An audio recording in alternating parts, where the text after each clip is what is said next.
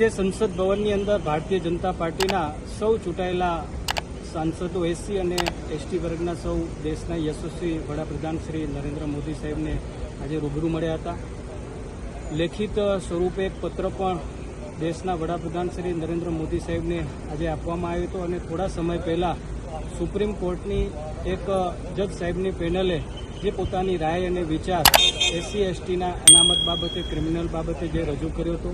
જે બાબતે આજે સૌ સાંસદો દેશના વડાપ્રધાન શ્રી નરેન્દ્ર મોદી સાહેબને મળ્યા હતા અને એમાં સ્પષ્ટ તેમણે આશ્વસ્ત કર્યા હતા કે કોઈ પણ પ્રકારની અનામતની બાબત હોય, કોઈ પણ પ્રકારે ભારતીય જનતા પાર્ટી કે ભારતીય જનતા પાર્ટીની કેન્દ્રની સરકાર હોય કે અન્ય રાજ્યોની સરકાર હોય, આ બાબતની અંદર કોઈ પણ વિચાર કરી રહી નથી. એ માત્ર ને માત્ર સુપ્રીમ કોર્ટના જજ સાહેબોની પેનલની જે એક રાય અને વિચાર છે એમણે સ્પષ્ટ આશ્વસ્ત કર્યા હતા. આ માત્ર ને માત્ર જે પ્રકારે દેશમાં કોંગ્રેસની સરકાર અને વિપક્ષ દેશના